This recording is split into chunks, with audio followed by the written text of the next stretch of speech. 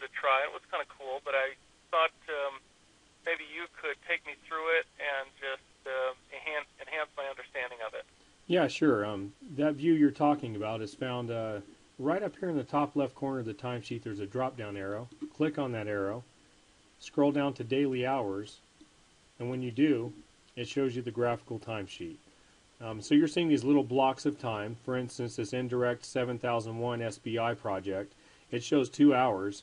It's the same information in the regular timesheet, it's just displayed a little differently. So when I scroll back to the timesheet again, you're going to see there's the 2 hours for that 7001 SBIR project. And again, if you want to click on the time log, you will see the same information displayed in a different format. But basically, all that information that's put into the timesheet simply shows up formatted in different ways on each of those areas. Okay, so the graphical timesheet is really just the same as the timesheet. It's not any special data or anything like that. It's just the same information but displayed differently. Exactly, and in fact, you can do the same thing in this graphical view that you can in the regular timesheet. If you want to click on one of these items to change it or to add notes to it, you could. So there's just different ways of viewing the information. But yeah, you'll notice here, for example, these are kind of overlapping. So we had 2 tasks that were going at the same time on Monday, and they overlap one another, whereas on Tuesday, they're in sequential order. And that's pretty important to take note of. If you're trying to be DCAA compliant, you're going to want to make sure that your time is in sequential order, because that's one of the things that the auditors are going to look for.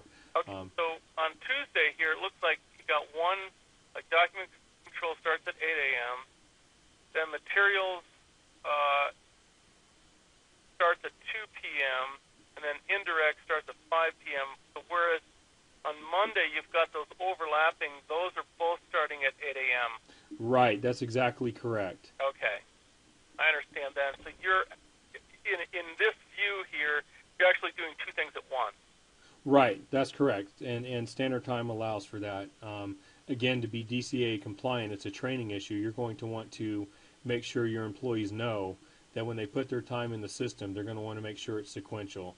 And it's not real hard to do, but it is something you'll want to inform your employees and train them to do. So show me how to do that on Monday. Yeah, good idea. So, well, I've typed my time into the timesheet for Monday. These hours are real. I've worked them.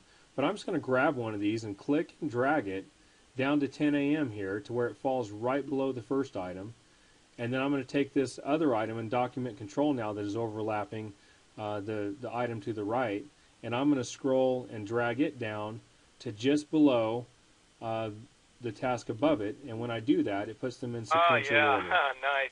So it's real easy to do. It's not difficult at all, and this way you can keep a sequential track of your time if needed. So when you use the timer, I'm guessing then you don't have this problem because the timer just starts and stops, and you get these blocks naturally in sequential order, right? Right. If you're using a timer in standard time, it will automatically block these things in sequential order for you. Okay. Hey, that is so cool. Double-click on one of these. I want to just take a look at... Yeah, I'll click on this indirect here. When I double-click, it pulls up a time log. Oh, yeah. Okay. Yep, just like before, I can just enter my notes in detail there. Yep, exactly. And you can save and close any notes that you put here, and you cancel out if you don't need to make any changes. We're just viewing it, so I'm going to cancel it. Yeah. Okay. Well, hey, that kind of gets me started. I'll mess around with it, and I really like it. Okay, sounds good. Cool. All right, take care.